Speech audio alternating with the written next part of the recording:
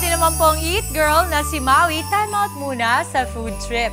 Para yan sa pagsisimula ng ating espesyal na edisyon ng gift giving sa ating own version ng 12 Days of Christmas. At ang ating pong Buena Manong Paginaldo para sa isang ina na may 7 anak.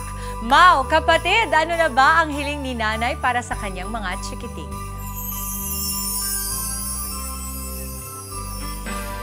Mau? Concert? Hi, Mama Dips! Hi! Pasko na naman, okay tuloy ng araw. Paskong nagdaan, di na bagong kailanman. Ngayon ay Pasko, dapat pasalamatan.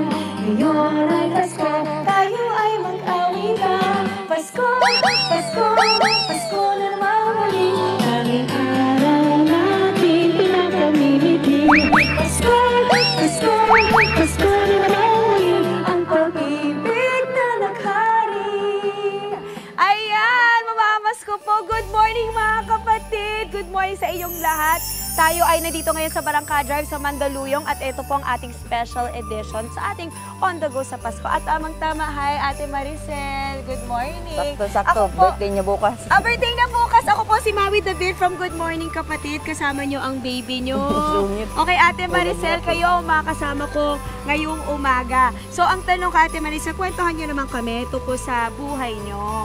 Ilan po ang anak nila? 7, pero 5 na din. 5, 7. Pero 5 nasa loob. Okay. 7 po. Ay, naiilak na si Ate Maricel. Yung bunso niyo, ilang taon na ulit? 1 year na yan bukas. Bukas, 1 year old. Anong pangalan niya? Si Sophia. Sophia, happy birthday bukas, baby. Ate Maricel, kamusta po ang lagay ng 7 ng anak niyo? May trabaho po ba kayo? Wala. Wala kang trabaho? Sumasideline ka? Yan o. Ano pong sinasideline niyo? Ano yan, naglilinis yung sakyan. Naglilinis ka ng sasakyan. Magkano po kinikita niyo pag naglilinis kayo ng isang sasakyan? Isang daan? 100 po. Nakailang linis kayo sa isang araw? Hindi naman araw-araw yan, hira lang. Bira lang. So, siguro sa isang buwan, magkano kayo sa palagay niyo? Wala, nasa siguro 500. 500? Isang buwan? Hindi naman kasi araw-araw naglilinis. Wala, pag gusto lang ng amo ko, yan. 500 sa isang buwan? Paano niyo naman pinagkakasya yun sa Hindi, inyong may mga... trabaho naman sa Yung asawa niyo, ano pong trabaho ng asawa niyo? maintenance, dyan sa Dansalan. Ano po yun? Parang... Gym. Gym siya. Magkano po kinikita ni Mister? 3.5 sa kada linggo. 3.5 kada. Okay. So, paano po yun? Ang dami niyo pong anak, pero may mga panahon po ba na may mga buwan na hindi niyo mapagkasya talaga yung Oo, kinikita? kasi lagi kasi nagkakasakit. Tulad yan, may sakit siya. Ano sakit niya ngayon? Nahalak siya, taka pa sinuubo. Nilagnat. Ako, usong-usong pa naman yun ngayon. May lagnat, tapos birthday pa bukas. Kadalas kasi ganun na, no? Ano po yung pinaka mahirap sa challenge ng may 7 anak? Gutom. Gutom? Gutom po? May mga panahon po na nagugutom talaga kayo? Talaga? Paano yun? Pag gutom kayo, anong nagiging solusyon niyo sa gutom niyo? Binibigyan kami ng mga kapitbahay. Bibigyan na lang po kayo ng kapitbahay. Dito po sa bahay, ilan po kayong nakatulog dyan? Ano? Ilan po kayong nakatulog dyan? 6 po. Lahat po ba ng anak niyo nasa inyo? Wala, ano lang yung 5 nandun. 5 nandyan. Nasaan po yung 2? Sa antiko. So, tumutulong na lang po sa pagpapalaki ng mga bata. Hindi ko pinapakuha nga sa akin. Pinapakuha na. Kasi po, hindi na rin kaya. Yun ang, yun ang problema mo rin ngayon. Ngayon po, mga anak niyo ba nag-aaral na rin? Oo, pati ito. Nag-aaral. So, Ito na lang hindi. lahat yun ginagawa nyo. Nagpapaaral, nagpapakain, syempre, tinataguyod nyo yung inyong pamilya, no? Okay, pasok tayo sa loob. Okay lang po ba? Wag, okay. Okay, alright, sige. Ate Maricel, ang tanong ko, kung meron po kayong hiling ngayong Pasko, darating ng Pasko, malapit na, ano po yung hiling nyo?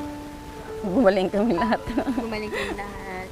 Tsaka mga grocery, tsaka po mga gamot ito. Mga gamot, grocery. Saka nabanggit nyo nga po na madalas po, may mga panahon na nagugutom kayo, tinutulungan na lang kayo ng mga kapitbahay.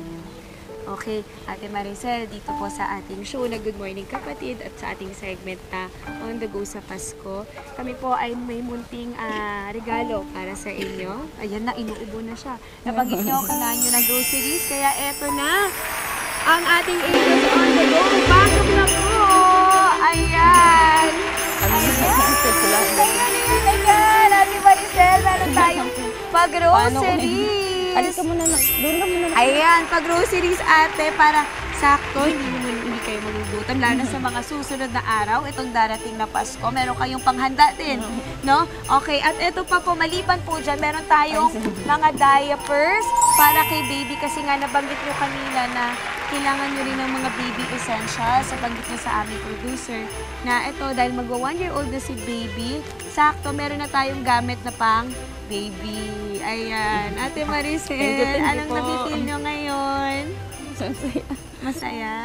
Oo, hindi yun na muna kailangan gumasa sa mga susunod na araw.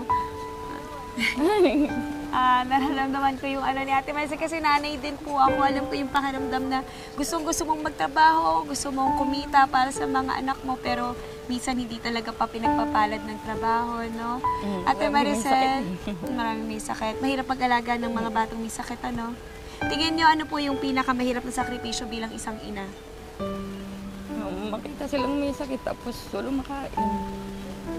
Pagod din po. Pagod, no? Nakakapagod. Alam ko yan. Alam ko rin po yung pakiramdam nyo. Lalo na pag nag-aalala pa kayo na may sakit ang mga bata. Ate Maricel, sana ito ay makatulong sa inyo at sa pamilya nyo. Meron ba kayong gustong sabihan or mensahe para sa ating Good Morning Kapatid family? Thank you po, good morning po kapatid. Thank you, TV5. Ayan. Malaking tulong po yan.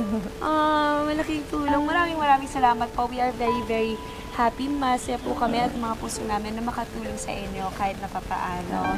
Ayan, Ate Maricel, thank you so much. Thank po tayo.